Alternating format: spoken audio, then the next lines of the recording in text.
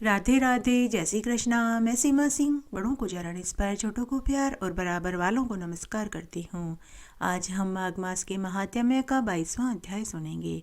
अब तक हमने 21 अध्याय सुने हैं। आशा करती हूँ आपको सभी अध्याय अच्छे लग रहे होंगे। आइए अब हम माघ मास के इस अध्याय में क्या सुनेंगे वह विस्तार से जानते हैं। माघ मास के 22वें अध्याय में हम सबसे पहले माघ मास का 22वां अध्याय सुनेंगे। उसके बाद माघ मास के स्नान की पौराणिक कथा सुनेंगे। आइए सबसे पहले हम माघ मास का 22वां अध्याय सुनते हैं। मुनि वशिष्ठ राजा दिलीप से बोले कि हे राजन, भगवान जनार्दन के अंतर्ध्यान हो जाने पर देवदूती नारायण के ध्यान में मग्न हो गए। वेदनिधि लोमेश जी से बोले कि हे महर्षि, मैं आपके मुख से यह पवित्र कथा सुनकर कृतकृत्य हो गया। गंगा जी में स्नान करने के समान विष्णु की इस पावन कथा से आज मैं पवित्र हो गया। अब कृपा करके उस स्रोत को मुझे सुनाइए जिससे पाप रहित देवदूती को माधव भगवान ने प्रसन्न होकर दर्शन दिया था। आप जैसे महापुरुषों के सत्संग से मुझको सिद्ध मनोरथ प्राप्त होंगे। तब लोमेश ऋषि बोले कि हे वेदनिधि, मैं तुमसे उस उत्तम स्रोत का रहस्य कहता हूँ जो गरुड़ जी से मुनि वशिष्ठ जी को मिला था। हे विप्र, यह अत्यंत शुभ, सब पापों को हरने वाला और आत्मज्ञान कराने में सबसे उत्तम है। इसलिए तुम इसे एकाग्र चित्त होकर ध्यान से सुनो। ओम नमो वासुदेवाय। विश्वव्यापी चक्रधारी भक्तों के प्रिय तेज स्वरूप भगवान कृष्ण को नमस्कार हो। जब स्तुति करने वाला जिसकी स्तुति की जाए वह तथा स्तुति यह सभी जगत विष्णु में है, तब किससे स्तुति की जाए, क्योंकि मनुष्य की बुद्धि भेद मानती है। जिस देव के निश्वास से सूत्र तथा अंगों सहित वेद उत्पन्न हुए हैं, भला कौन सी स्तुति उनको प्रसन्न करेगी। केवल भक्ति से मैं वाचाल हुआ हूँ, जिसको साक्षात वेद भी नहीं कह सकते, जिसको वाणी और मन नहीं जानता, उसकी स्तुति मुझ सरीखा ज्ञानहीन कैसे कर सकता है और भक्तिमान कैसे हो सकता है। जिसकी महिमा से चर तथा अचर सारा त्रिलोक्य चक्र के समान घूम रहा है। हे देव, आप उत्तम शास्त्र को जानने वाले चक्रपाणी हो। ब्रह्मा विष्णु महेश के आदि रूप, सबके आश्रय, सबके सृष्टा, ब्रह्मा के भी आदि कारण, शुद्ध ब्रह्म आप ही हो। आप पृथक पृथक हो यह कल्पना करना मूर्खता है। शरीर तथा जीव का भेद शरीरधारी को छूते ही ज्ञान पैदा करता है। आपको काया का दोष छू भी नहीं सकता। आप देवात्मा में सदा जागते हो, निज आत्मा में कभी नहीं सोते। हे विष्णु, आपसे संपूर्ण सुखों को देने वाली बुद्धि उत्पन्न होती है। हे नाथ, आप ही पांचों कर्मेंद्रियां और पंच महाभूत तथा मन के विचित्र भाव हो। हे ब्राह्मण, ब्रह्मा, रुद्र तथा विष्णु, इन तीन कल्पनाओं से तुम संसार की कल्पना कैसे ही कर सकते हो, जैसे पिता पुत्र की करता है। आपकी चिन्मूर्ति ने सारे संसार को बिना राग मोह द्वेष इत्यादि के और बिना सजातीय विजातीय स्वागत भेद इत्यादि के बना रखा है। जिसका तत्व रूप जो कवियों में प्रकाशमान होता है, उस निर्मल तत्व को मैं नमस्कार करता हूँ। जिसके ज्ञान से श्रुतियों में कहे हुए कर्मों को लोग करते हैं, उस इच्छा रहित संसार के प्रिय पवित्र ब्रह्म को मैं नमस्कार करता हूँ। मैं उस सत्य रूप हरि को नमस्कार करता हूँ, जिनकी योगी लोग सब प्राणियों में आत्म रूप में अपरात्मा के रूप में उपासना करते हैं। जिसको अद्वैत ब्राह्मण लोग मैं ब्रह्म हूँ ऐसा कहते हुए गाते हैं, यज्ञ करते हैं और अपने को आपके ध्यान में देखते हैं, उस माधव भगवान को मैं नमस्कार करता हूँ। मैं उस चित्त रूपी आत्मा को नमस्कार करता हूँ जो मनुष्यों के माया तथा मोह से पैदा हुए विचित्र आभास, अहंकार तथा ममता को जानकर खो देता है। संसार में मनुष्यों की मोह रूपी वायु से सदा भभकने वाली तृष्णा की ज्वाला आपके चरण कमल की छाया पड़ने से नहीं जलाती। जिसके स्मरण मात्र से मोह, बुरी गति, रोग तथा दुख कुछ भी पैदा नहीं होते। मैं उस अनंत रूप को नमस्कार करता हूँ, जिसके मिल जाने पर प्रजा और किसी कामने की इच्छा नहीं करता। जिसको जानकर अद्वैतवादी मनुष्य आत्मा के समान देखते हैं। यदि विष्णु शब्द का अर्थ और इनके विषय का ज्ञान एक ही होता तो इस सत्य से, हे माधव, मैं संसार की माया में न फंसकर तुम्हारे ही ध्यान में रत रहूं। यदि वेदांत दर्शन की समस्त से नारायण सारे संसार में व्याप्त है तो उसी सत्य से मेरी विष्णु भगवान में निर्विघ्न भक्ति हो। जो बीज नहीं है अर्थात किसी वस्तु के कारण नहीं है तो भी बिना बीज के अर्थात बिना किसी हेतु के स्वयं विद्यमान है। जो बीजों में बीज से युक्त है वह भगवान विष्णु ज्ञान रूपी खग से हमारे सामाजिक बीज को टुकड़े टुकड़े कर दे। जो संसार की सृष्टि स्थिति तथा लय के लिए ब्रह्मा विष्णु महेश के 3 रूप धारण करते हैं और इन कार्यों में सत्व रज तम इन तीनों गुणों से विद्यमान रहते हैं, वह भगवान मुझ पर प्रसन्न हो। वह भगवान जो सब देवताओं की प्रार्थना करने पर धर्म की रक्षा करने के लिए 10 रूप से देह धारण कर अवतार लेते हैं, वह भगवान मुझ पर प्रसन्न हो। ब्रह्मा आदि से लेकर स्तंभ पर्यंत प्राणियों के हृदय रूपी निर्मल मंदिर में जो एक ही देव वास करते हैं, वह भगवान मुझ पर प्रसन्न हो। सृष्टि के पहले जिस देव ने इच्छा प्रकट की कि मैं एक से बहुत रूप में हो जाऊं और जो एक से अनेक रूप में हुए हैं तथा देवताओं का निर्माण कर उनमें प्रवेश किया है, वह भगवान मुझ पर प्रसन्न हो। हृदय रूपी आकार में अंतर्यामी होने के कारण आकाश में क्रिया करने वाले, आकाश के समान सब जगह रहने वाले, आकाश के भी आदि अर्थात उत्पन्न करने वाले, इंद्रियों से अलग इंद्रियों की क्रिया में प्रेरणा रूप कार्य करने वाले, आकाश में जाने वाले, हृदय रूपी आकाश में अंतर्यामी होकर विचरण करने वाले, खग ब्रह्म प्रलय के अंत में आकाश इत्यादि को मिटाने वाले, आकाश मूर्ति तुम यज्ञ भोक्ता हो। जो कांतिवान जगत को मोहित करने वाला, अज्ञान को और असत्यता से उत्पन्न दुख को नाश करने वाला हो, जिसके सद्रप की सत्ता से संसार आकार युक्त हुआ है, जो अविद्या रूपी संसार का त्याग करने वाला हो, वही जगन में आप हो। आपका बनाया हुआ यह विश्व आनंद करता है, आपसे त्याग किए जाने पर यह अपवित्र हो जाता है, उसका साथ करने पर भी तुम बिना साथ के बने रहते हो, इसी से तुम में कोई विकार नहीं होता। जिनको चारवाक पंचभूत के योग से पैदा हुआ चैतन्य मानते हुए उपासना करते हैं और प्रौढ़ तर्क से आपको शम भंगुर बुद्धि करते हैं। जैन लोग तुमको शरीर का परिणाम मानते हैं, सांख्यवादी तुम्ही को प्रकृति से परे पुरुष मानकर ध्यान करते हैं। जो पूर्वजों के कहे जन्मादि से रहित पूर्ण चेतन रूप सर्वदा आनंद लक्ष्य वाले तुमको उपनिषद वाले ब्रह्मा नाम से चिंतन करते हैं। आकाश आदि पंच महाभूत, देव, मन, बुद्धि, इंद्रियां, विद्या, अविद्या, तुम ही सब कुछ हो, तुमसे अलग कुछ भी नहीं है। तुम ही सब प्राणियों को पैदा करने वाले हो, तुम ही मुझको अपनी शरण देने वाले हो। तुम ही अग्नि, हवि, इंद्र, होता, मंत्र, क्रिया, फल सभी कुछ तुम ही हो। तुम कर्म के फल को देने वाले तथा दीक्षितों की क्रिया को पूर्ण करने वाले हो। वैकुंठ में तुम्हारे सिवाय कोई दूसरा नहीं है, मैं तुम्हारी ही शरण में हूँ। सब प्राणियों की तुम ही हेतु हो, तुम हमको शरण देने वाले हो। जिस तरह युवतियों की तरुणों में तथा तरुणों की तरुणी में हृदय की प्रीति रहती है, उसी तरह मेरी भी प्रीति तुम में ही रहे। हे हरे, जो पापी और दुराचारी मनुष्य आपको प्रणाम करता है, उसको यम के दूत उसी तरह नहीं दिखते जैसे उल्लू सूर्य को नहीं देखता। तीनों तापों आदि देहिक, आदि देविक, आदि भौतिक के दुख तथा पापों के समूह तभी तक मनुष्य को दुख देते हैं जब तक कि हे नाथ वह आपके चरण कमलों की सेवा नहीं करता, जिनको दुख जाति शरीर के धर्म स्पर्श नहीं करते।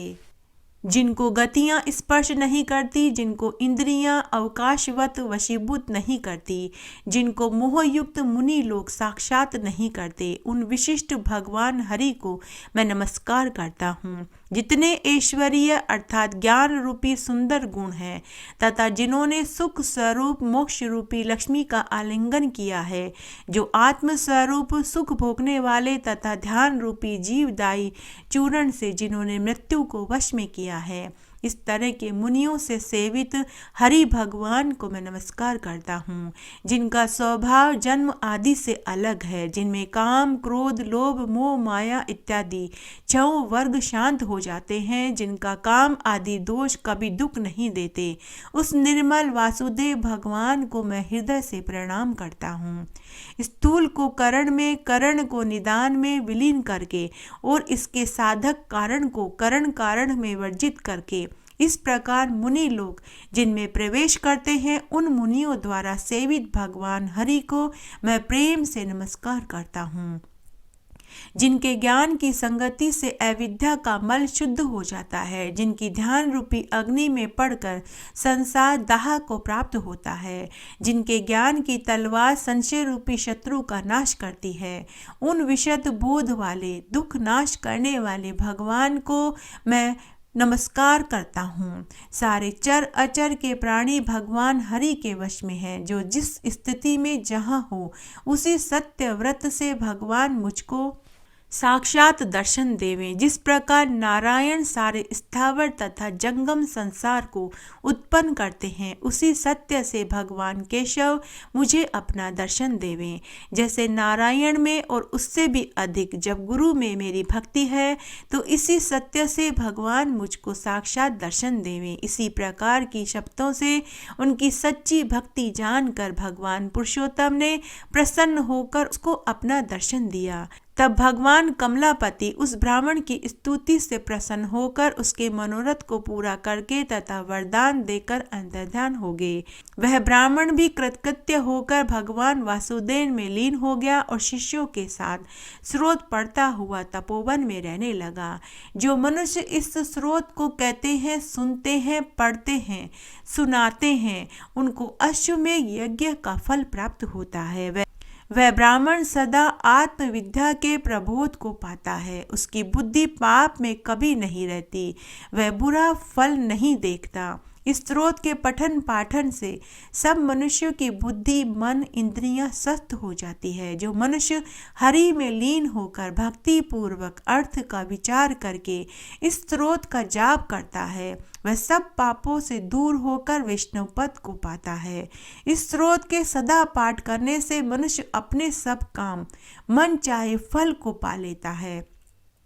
अति उत्तम दीर्घायु पुत्रों को पाता है, दीर्घायु धन और पराक्रम को पाता है। 1000 तिल पात्र और 100 गोदान करने से जो फल मिलता है, वह फल इस स्रोत का कीर्तन करने मात्र से ही मिल जाता है। मनुष्य धर्म अर्थ काम मोक्ष में से जिसकी भी कामना करता है, वह उसको इस स्रोत का पाठ करने से ही प्राप्त हो जाता है। इस स्तुति के सुनने से मनुष्य की सदाचार विनय धर्म ज्ञान तप और नीति में बुद्धि होती है। इस स्रोत का कीर्तन करने से महापातक उप महापातक से युक्त मनुष्य भी तुरंत शुद्ध आत्मा का हो जाता है। इसके पाठ से बुद्धि धन यश कीर्ति ज्ञान धर्म आदि सब बढ़ते हैं। दुष्ट ग्रहों की शांति होती है, अशुभ का निवारण होता है। द्विजातियों को इस स्रोत को पढ़ने से उनकी सब व्याधियों का हरण कर लेता है, सब अरिष्टों को दूर करता है, दुर्गति से तारता है। नक्षत्र और ग्रहों की पीड़ा से राजा देव अग्नि चोर सिंह व्याघ्र भूत प्रेत विशाच पूतना जंभक टोटका आदि का भय नहीं सताता।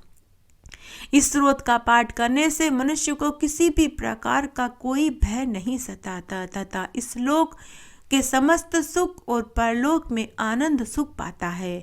वह पापों से नहीं लिपटता। उसको गंगा आदि पुण्य तीर्थों में स्नान करने की जो गति होती है, वही गति इस स्रोत को सुनने से ही प्राप्त हो जाती है।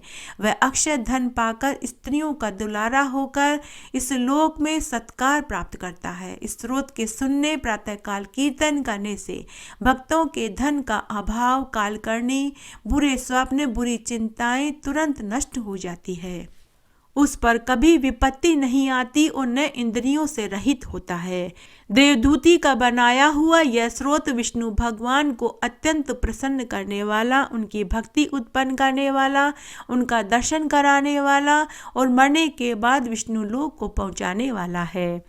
इस प्रकार मैंने तुमको यह पाप नाशक गुप्त योग सार स्रोत का रहस्य कहा। अब इसके बाद तुमसे पिशाच के शोच के बारे में कहूँगा। इस तरह हमने आज 22वां अध्याय सुना। आइए अब हम माघ स्नान की एक पौराणिक कथा सुनते हैं। एक बार एक वेश्या था। उसके 3 बेटे और 1 बेटी थी। 2 बेटों और 1 बेटी का विवाह हो चुका था। छोटा बेटा अभी कुंवारा था। उनके पास थोड़ी सी खेती बाड़ी की जमीन थी, जिस पर वे सभी मेहनत मजदूरी करके अपने और अपने परिवार का पालन पोषण कर रहे थे। साथ ही उनकी एक छोटी सी परचूनी की दुकान थी। समय बीत रहा था। तब एक दिन की बात है। छोटे बेटे के लिए गांव का एक नाई विवाह का रिश्ता लेकर के आया। सभी को रिश्ता पसंद आ गया। लड़की के माता पिता बचपन में ही गुजर गए थे। दूर के रिश्ते के मामा मामी ने ही उसे पाल पोस कर बड़ा किया था। नाई ने वैश्य परिवार को पहले ही बता दिया था कि लड़की वाले दहेज में ज्यादा सामान नहीं दे पाएंगे, लेकिन लड़की बड़ी ही गुणवान, सुसंस्कृत, ईमानदार और धार्मिक प्रवृत्ति की है। छोटे बेटे ने अपने माता पिता से और भाभीियों से कहा कि मुझे दहेज नहीं चाहिए, मुझे ये रिश्ता मंजूर है। फिर एक दिन धूमधाम से छोटे बेटे का भी विवाह हो गया। नई बहू वाकई में बड़ी ही समझदार थी। सभी का खूब आदर सम्मान करने लगी। घर परिवार की जिम्मेदारी भी उसने आते ही उठा ली। फिर एक दिन छोटा बेटा बाहर गांव कमाने के लिए जाने लगा तो उसने अपने माता पिता और भाई और भाभीियों से कहा कि मैं परदेश कमाने के लिए जा रहा हूं। पीछे से मेरी पत्नी का अच्छे से ध्यान रखना। इसके मायके में भी कोई नहीं है। अगर कोई छोटी मोटी बात हो जाए, इससे कोई गलती हो जाए, कोई छोटी मोटी बात हो जाए तो इसे कुछ मत कहना। तब माता पिता और बड़ी भाभीियों ने कहा कि आप बेफिक्र होकर जाइए, हम इसे अच्छे से रखेंगे। इसके बाद छोटा बेटा बाहर गांव कमाने चला गया। छोटे बेटे के जाने के बाद परिवार में सभी का बर्ताव बदल गया। अब सभी छोटी बहू से ज्यादा काम करवाने लगे।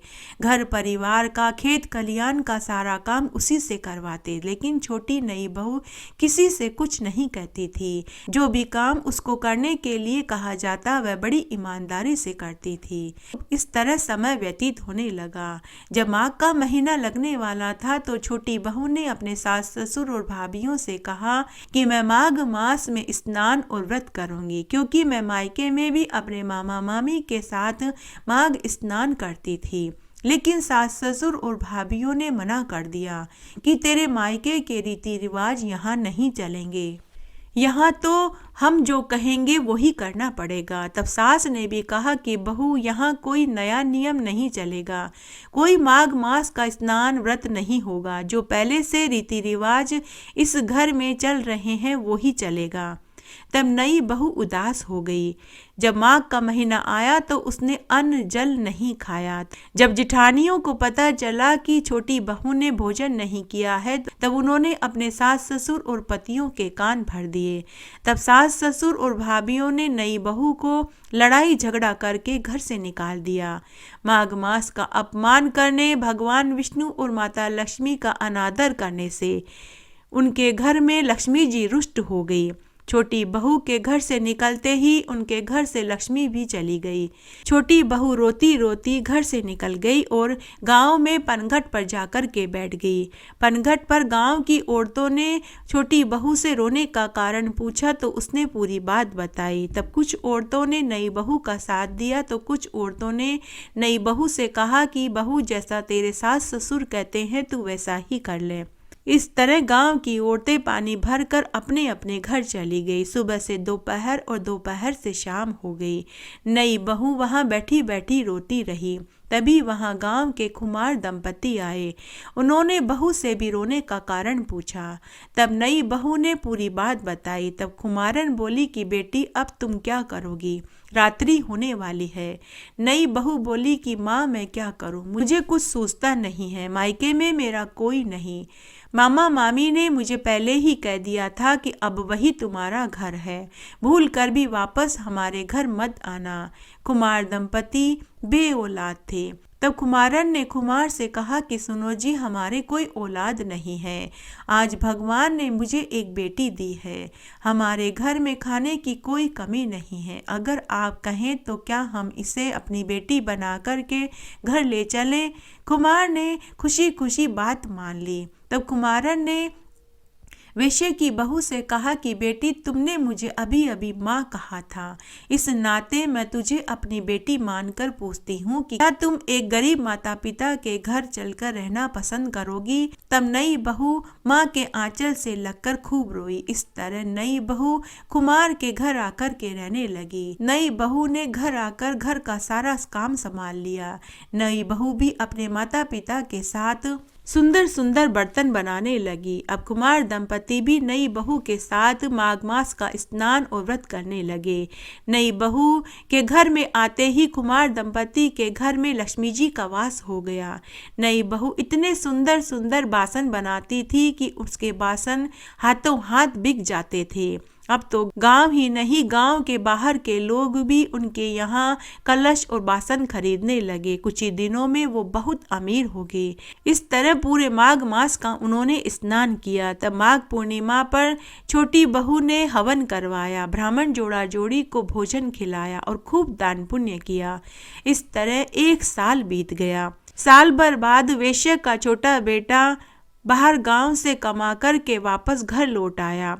घर वापस आया तो उसे उसकी पत्नी घर में नहीं दिखाई दी। साथ ही उसने देखा कि घर की माली हालत भी बहुत दयनीय थी। माता पिता, भाई भाभी व भतीजा भतीजी सबके कपड़े फटे हुए थे, बाल बिखरे हुए थे।